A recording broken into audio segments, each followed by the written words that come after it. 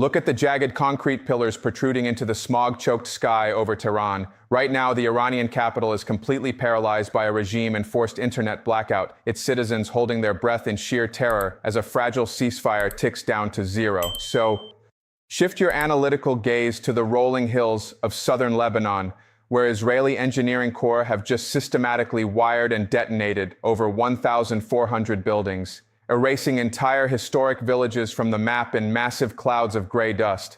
Forget the sanitized diplomatic briefings you are watching on cable news. The American unipolar empire is not fading. It is aggressively reasserting its dominance with controlled demolitions, a suffocating naval blockade, and a chilling geopolitical ultimatum. The United States War Department just explicitly declared to the globe that America is locked and loaded to resume a catastrophic bombing campaign if Tehran refuses to completely surrender its nuclear ambitions. They are offering peace the nice way, or absolute annihilation the hard way. The diplomatic camouflage has been violently stripped away. The bombers are fueled, the warships are in position, and the world is about to find out if the Islamic Republic will finally break or if the entire Middle East will burn. To truly understand the psychological and structural impact of the American and Israeli kinetic campaign, we must first penetrate the informational vacuum surrounding the Islamic Republic of Iran. The BBC's chief international correspondent, Lise Doucet, has managed to secure access to the capital city of Tehran, operating under incredibly strict conditions, including the mandate that none of her material can be utilized on the BBC's Persian service, a restriction universally applied to all international media organizations currently operating within the country. Her on-the-ground intelligence paints a chilling picture of a society suspended in a state of sheer terror and economic strangulation. On the superficial surface, Tehran attempts to project a facade of normalcy. Traffic slowly flows, select shops remain open, and restaurants attempt to conduct business. But this is a hollow mirage. The reality is that Tehran has been plunged into profound, suffocating uncertainty. The intelligence gathered on the ground indicates a universal consensus among the Iranian populace. Absolutely no one believes that this fragile ceasefire will actually last, and it feels more like a temporary pause. The civilian infrastructure remains paralyzed. Airports are completely shut down, schools are forcibly closed with students relegated to online learning, and a near-total internet blackout remains strictly enforced by the regime, cutting the population off from the outside world.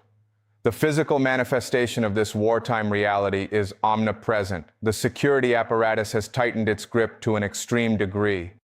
There is a massive, visible surge of security forces, both uniformed military personnel and plainclothes intelligence operatives, saturating the streets. The regime has escalated to deploying heavy armored personnel carriers directly at main city squares, transforming these public spaces into militarized zones, heavily adorned with a forest of Iranian flags and photographs of the dead, utilized by government supporters to project defiant messaging.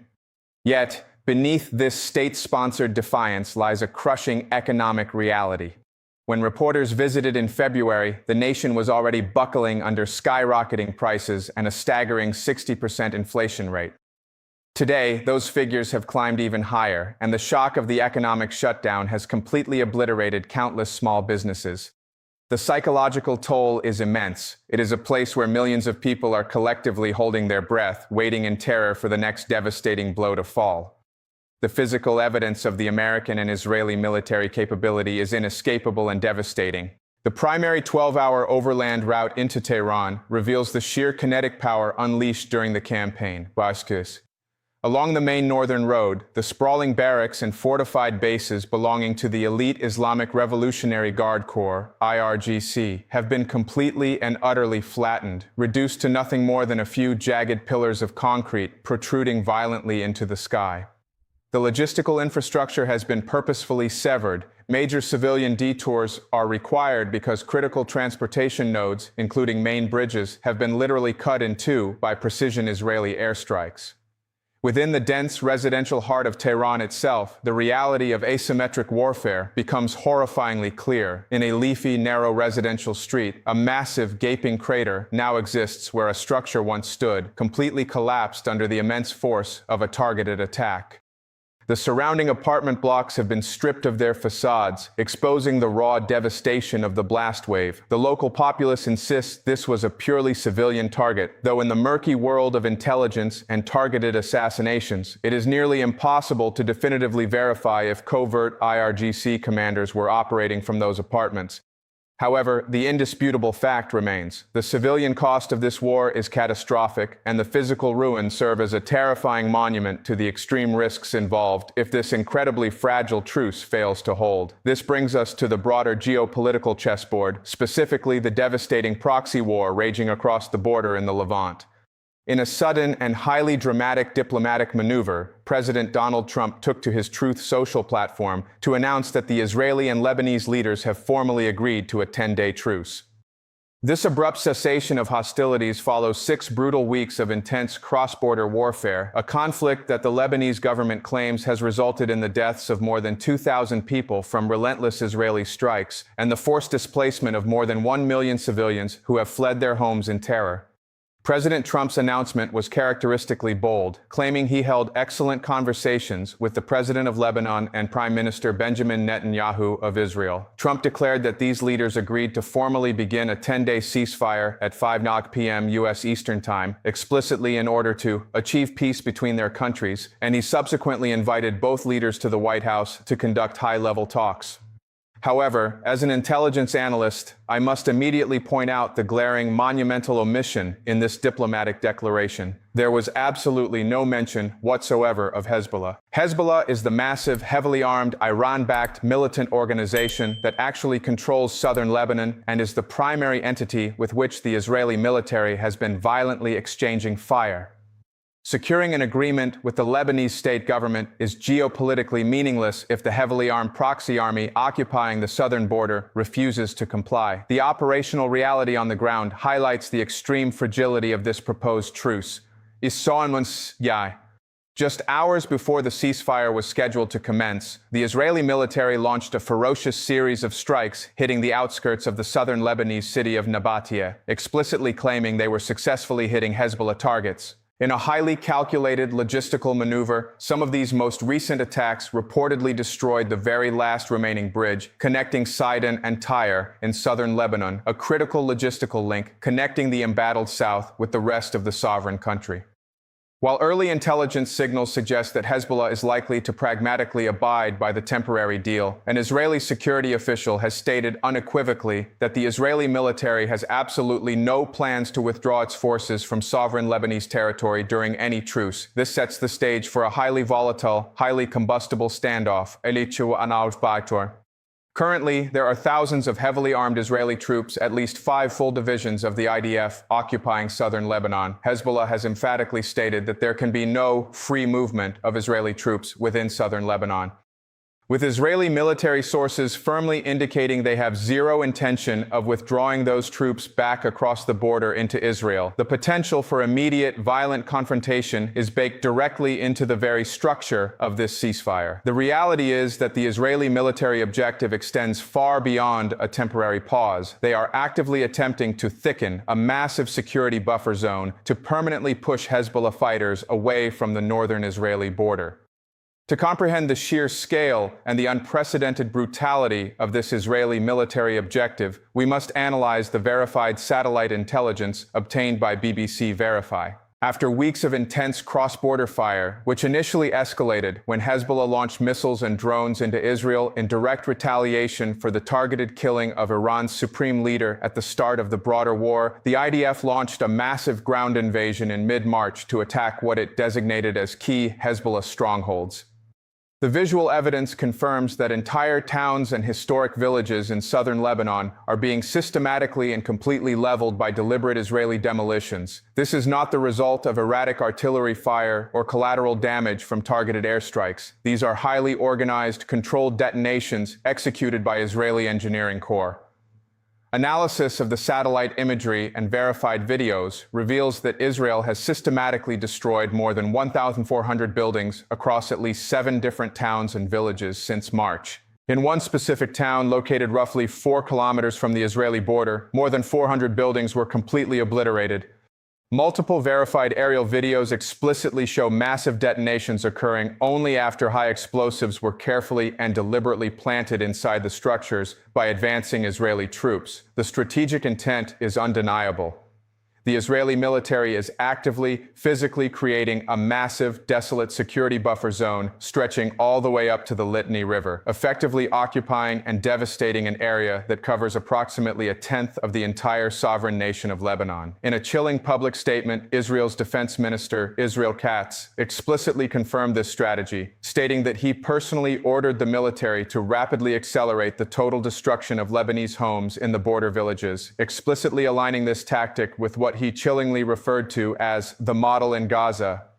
This systematic eradication of civilian infrastructure carries profound international legal implications. Multiple highly respected legal experts have explicitly stated that the systematic, deliberate demolition of these civilian towns and villages may very well amount to egregious war crimes under international law.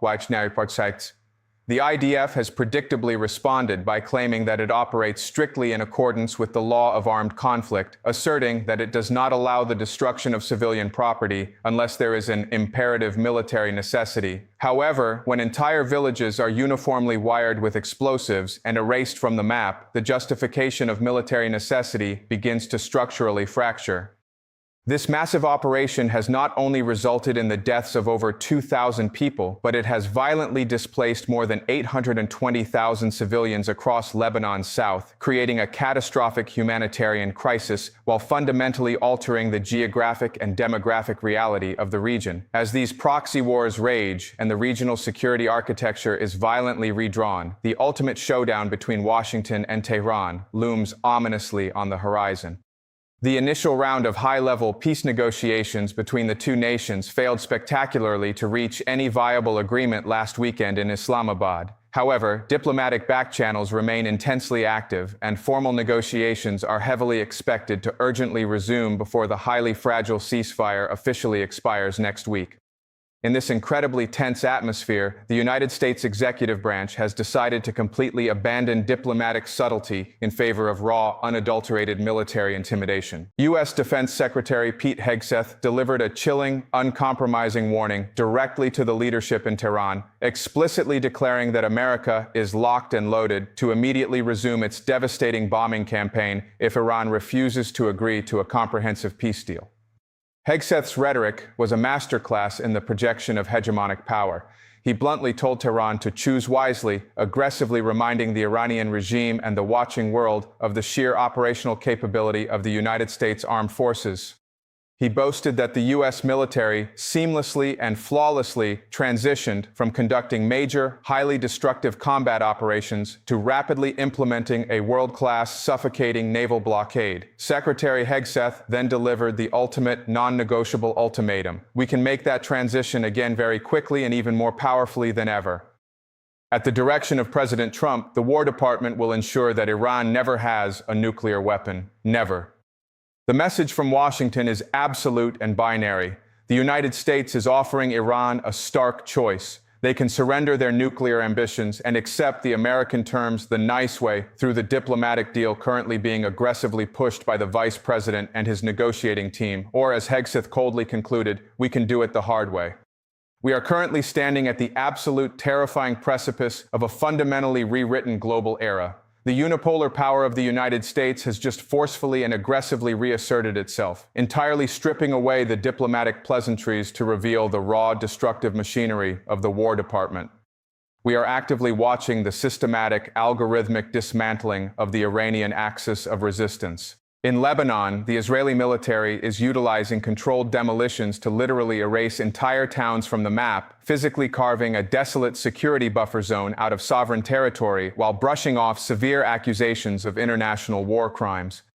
Inside Iran, the regime is suffocating under a massive economic blockade, enforcing a total internet blackout and militarizing its own capital city in a desperate, paranoid attempt to maintain internal control, while its elite military bases lie in smoldering ruins. The United States has explicitly placed the Islamic Republic on a mathematical countdown to total destruction. The negotiations in Islamabad are not a diplomatic dialogue between equals. They are the terms of surrender being dictated by a superpower that has explicitly promised to unleash a bombing campaign more powerfully than ever if its demands are not immediately met. The fact that the U.S. Defense Secretary can publicly and confidently threaten to annihilate a regional power if they do not choose the nice way is a stunning testament to the inescapable, brutal mathematics of absolute military and economic supremacy. As the clock ticks down toward the final expiration of the ceasefire, the entire international security architecture holds its breath. The global shadow fleets are being hunted, the international sea lanes are governed entirely by American naval destroyers, and the hostile proxy networks are being physically detonated. As veteran intelligence analysts, we must rigorously study this specific historic moment because it definitively proves that the American unipolar moment has absolutely not passed. It has merely shed its diplomatic camouflage, and the rules of international power projection have been permanently, violently rewritten in fire and concrete. The missiles are armed, the bombers are fueled, and the world is about to find out if Tehran will finally break or if the Middle East will burn.